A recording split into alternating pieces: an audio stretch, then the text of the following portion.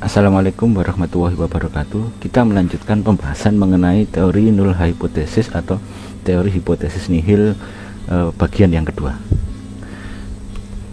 Hipotesis nihil dan hipotesis alternatif adalah dua hipotesis yang saling berlawanan ketika kita melakukan penelitian, di mana hipotesis alternatif adalah sesuatu yang mewakili yang kita tawarkan dan hipotesis nihil adalah mewakili status quo. Kita mungkin menemukan ketika membaca jurnal bahwa peneliti menyimpulkan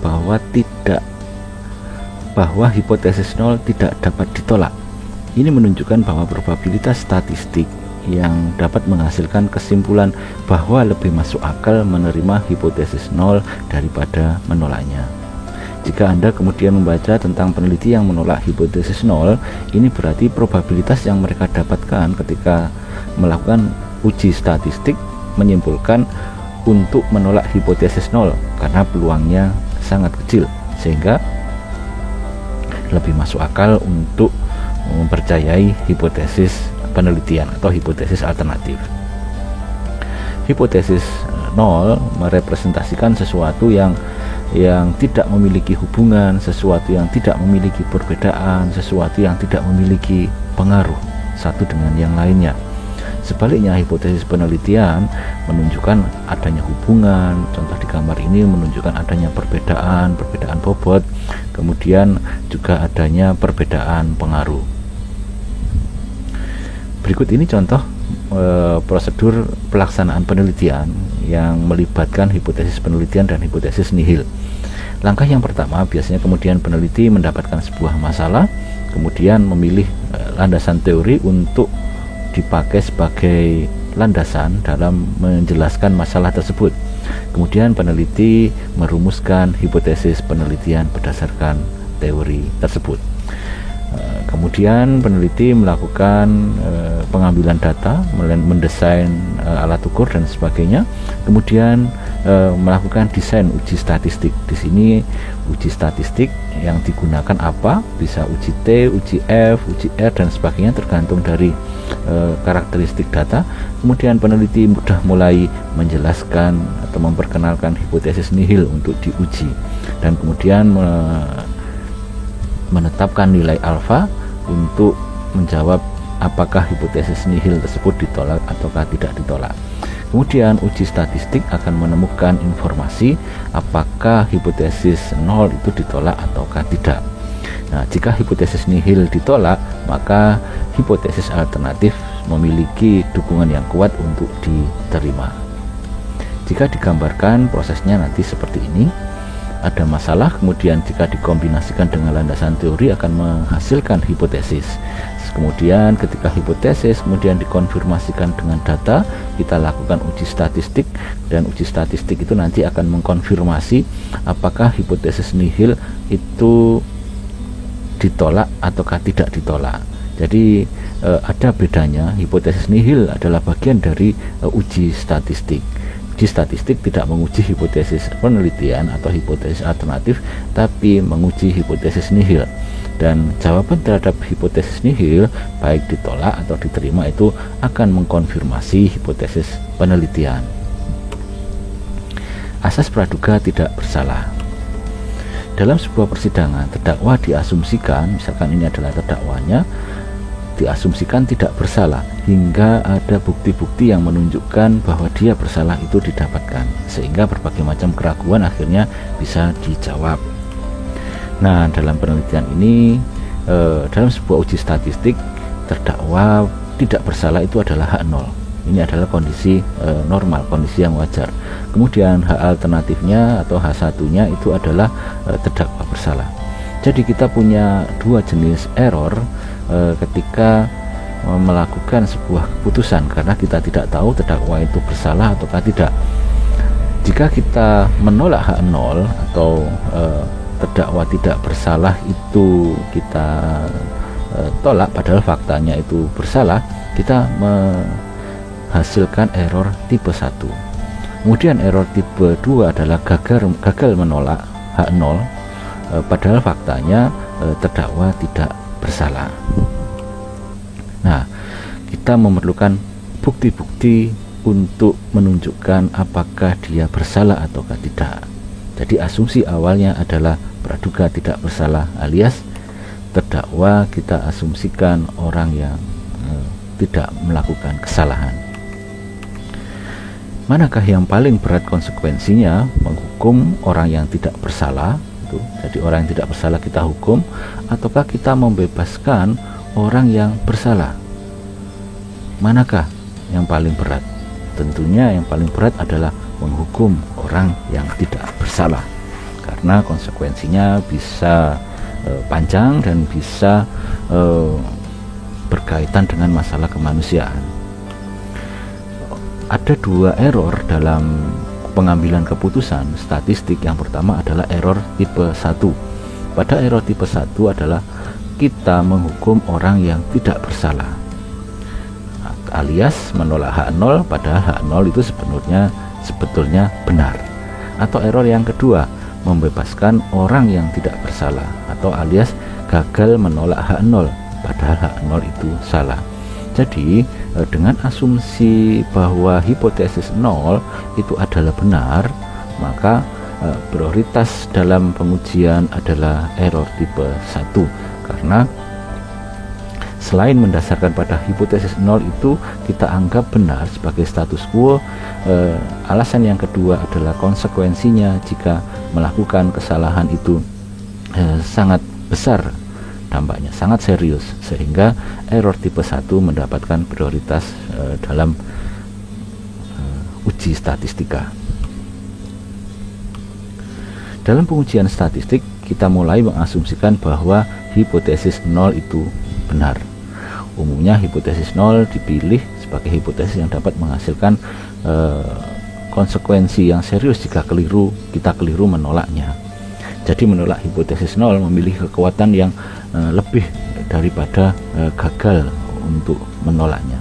Gagal menolak hipotesis 0 berarti kita tidak memiliki cukup bukti untuk menolak hipotesis alternatif. Jadi ini dapat dikatakan ketika hipotesis 0 diterima padahal dia benar, itu kita melakukan ketepatan. Demikian juga hipotesis salah dan kita menolaknya, kita juga melakukan keputusan yang tepat. Namun jika hak 0 benar tapi kita menolaknya, kita menolak status quo, ternyata status quo-nya itu adalah benar, maka kita melakukan error tipe 1. Jadi perubahan yang kita lakukan ternyata perubahan itu tidak lebih baik daripada apa yang ada di status quo, kita melakukan error tipe 1. Kemudian hipotesis 0 adalah salah tapi kemudian kita menerimanya. Nah, ini kesalahan error tipe kedua. Error tipe 1 bisa dikatakan false positif. Misalnya contohnya adalah laki-laki yang tidak hamil dikatakan hamil, atau bisa juga false negatif, yaitu ketika ibu hamil dinyatakan tidak hamil. Level signifikansi. Peluang kesalahan selalu ada di tiap pengambilan keputusan, jadi ada selalu peluang untuk salah. Oleh karena itu dalam pengambilan keputusan secara statistik kita harus memberikan ruang yang diisi. Ini ada sebuah ruang yang namanya peluang kesalahan. Peluang kesalahan ini nantinya terkait dengan toleransi kita terhadap adanya kesalahan. Sejauh mana kita akan memperluas atau memperkecil wilayah peluang kesalahan ini tergantung dari peneliti. Taraf signifikansi biasanya berlawanan dengan taraf kepercayaan. Jadi ruang untuk mendapatkan kesalahan tadi seperti apa, besar atau kecil, itu dinamakan dengan alfa. Jadi peluang terjadinya error tipe 1 disebut taraf signifikansi. Harga taraf signifikansi ketika 1 dikurangi alfa, jadi taraf signifikansi ini sama dengan P value atau alfa. Jika 1 dikurangi alfa, itu menunjukkan taraf kepercayaan, sehingga taraf signifikansi ditambah dengan taraf kepercayaan sama dengan 1 atau 100 jika itu adalah persentase. Jadi taraf signifikansi dan taraf kepercayaan itu dinyatakan dalam proporsi ataukah proporsi jika ditotal sama dengan 1 atau persentase jika ditotal nanti jumlahnya sama dengan 100. Sebagai contoh, apabila kita menetapkan alfa sebesar 0,05 atau 5%, berarti taraf kepercayaan kita adalah 0,95 atau 95%. Nah, ini adalah taraf kepercayaan, yaitu ketika 1 minus alfa. Kemudian beta adalah error tipe kedua. Jadi 1 dikurangi beta akan menghasilkan apa yang dinamakan dengan daya tes atau power of the test. Jadi H0 memiliki kebenarannya untuk diterima ataukah ditolak melalui penelitian kita itu 95%. Kemudian taraf errornya adalah 5%. Jadi alfa ada di sini. Ini adalah yang menentukan 95 dan 5 atau 99 ataukah 1 adalah peneliti, tergantung dari penelitian maupun resiko masing-masing. Jadi alfa ditentukan oleh peneliti.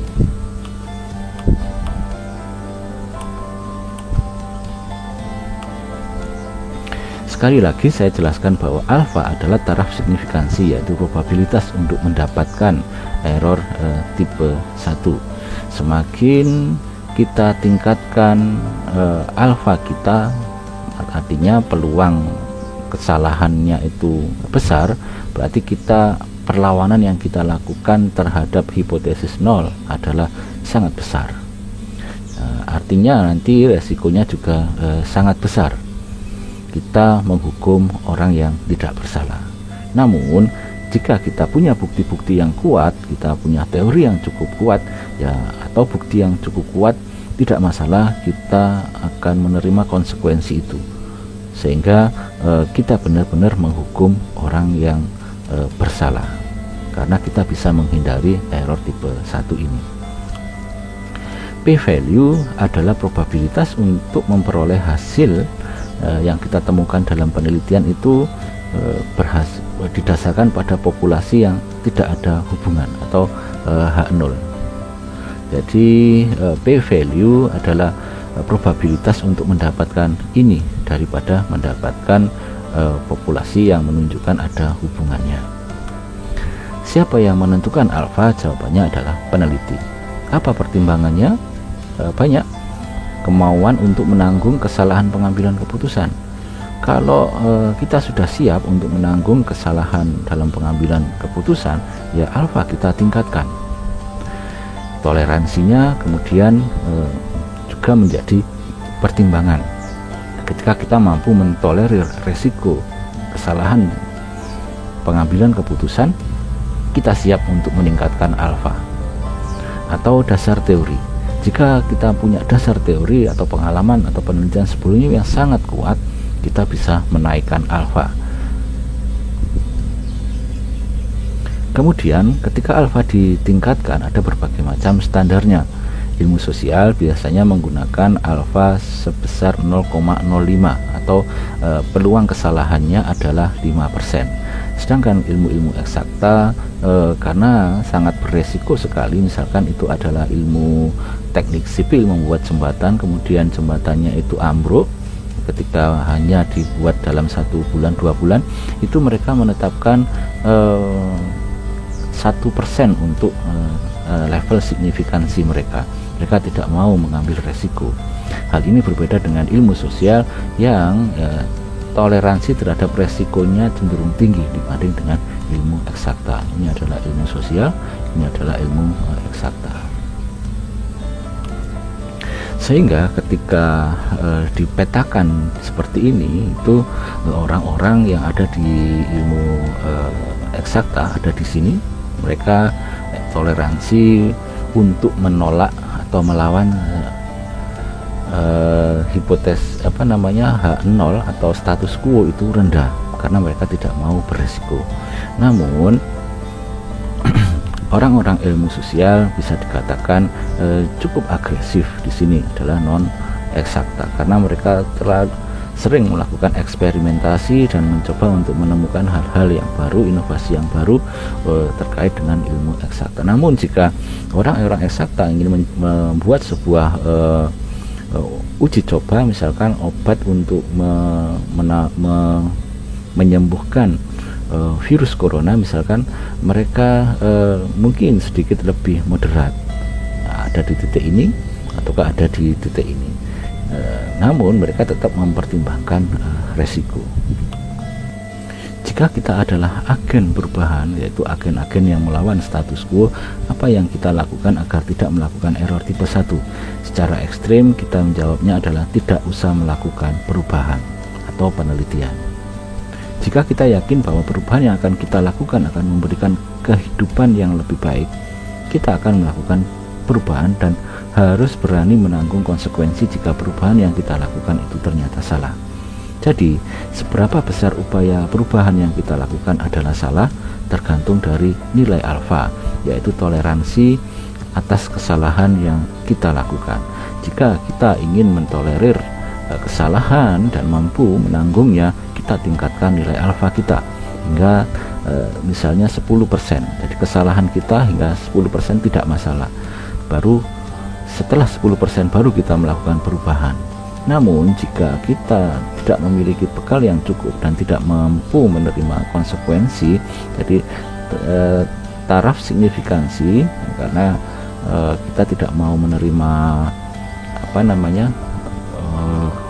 resikonya, maka kita akan bergerak melakukan perubahan jika ada peluang 1% untuk kesalahan. Jadi sisanya yang 99 adalah peluang untuk berhasil.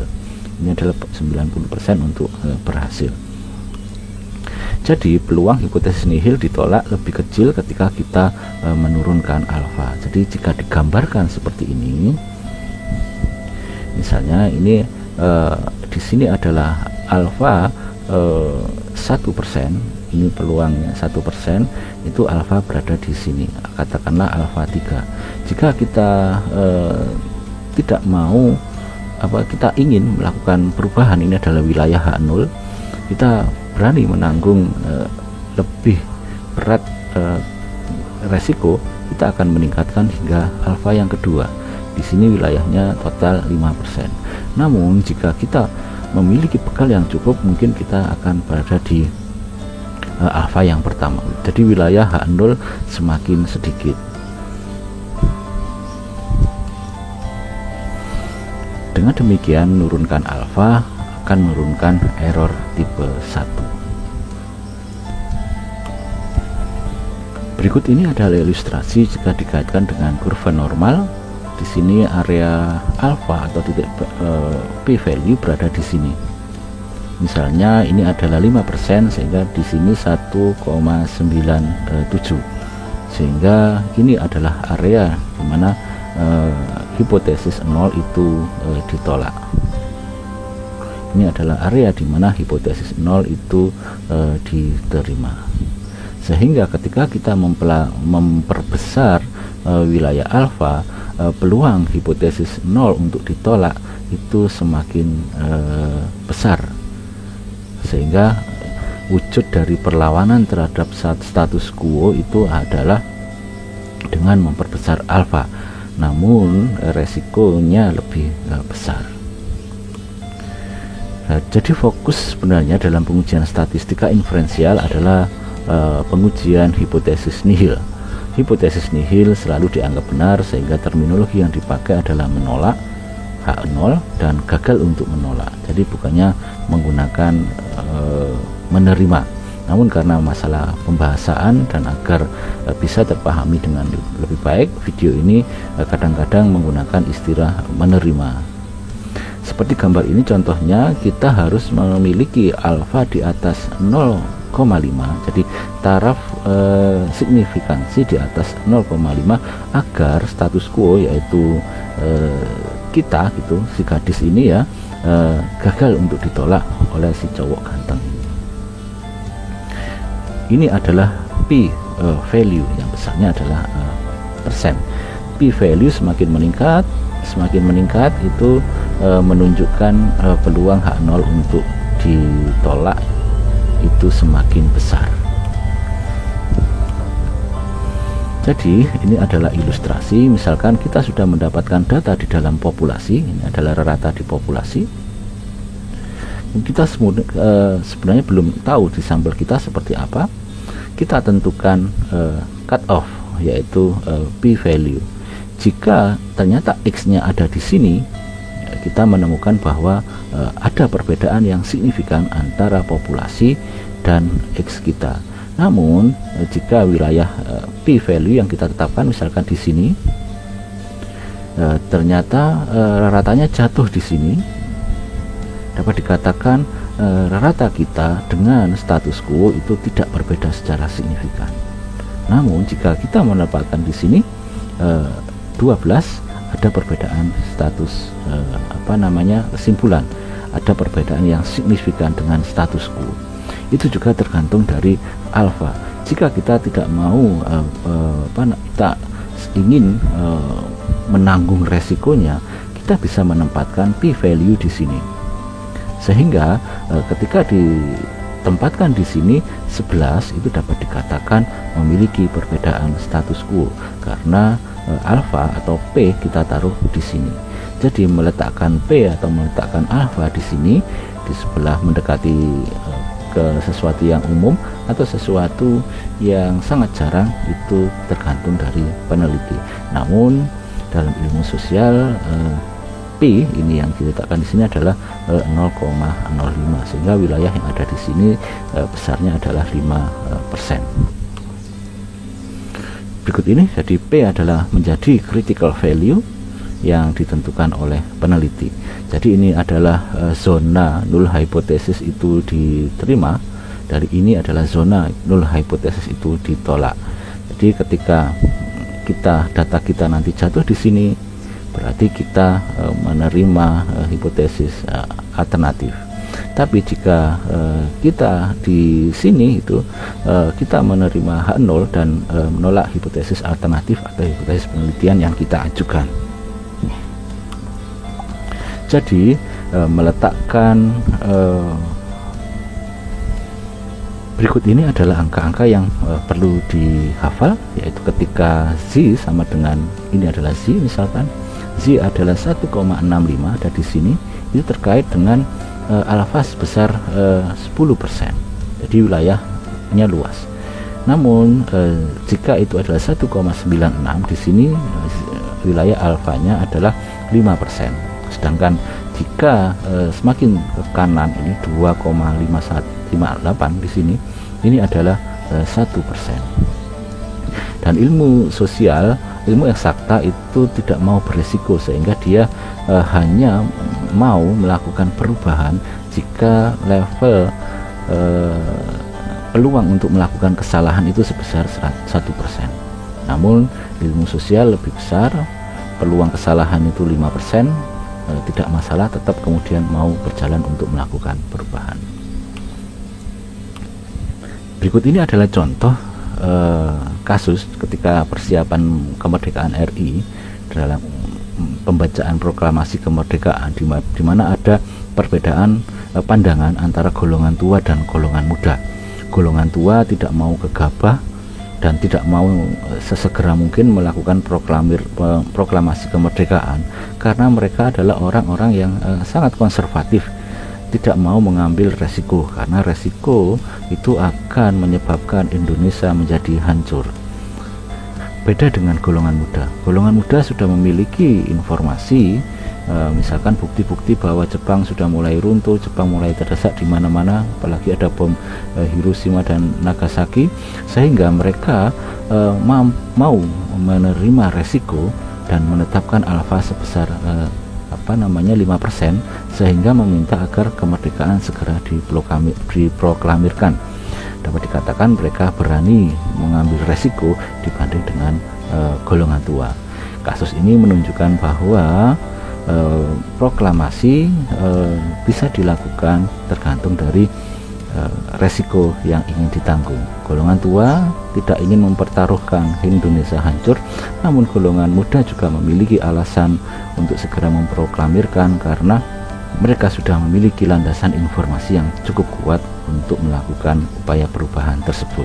Pada kasus persiapan kemerdekaan RI ini tidak mau beresiko seperti yang dilakukan oleh golongan tua memang baik. Setiap perubahan memang harus dipikirkan matang-matang sebelum diputuskan. Namun bagaimana jika Jepang tidak membantu sehingga kemerdekaan harus segera diproklamirkan agar keputusannya tepat? Tidak mau menanggung resiko berarti kita menyia-nyiakan kesempatan untuk perubahan.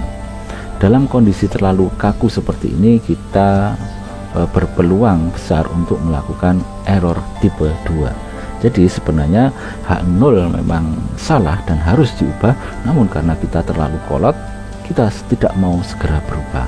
Nah, error yang dinamakan terkait dengan keputusan ini adalah error tipe 2. Kita akan membahas lebih lanjut di video yang lain. Terima kasih. Assalamualaikum warahmatullahi wabarakatuh.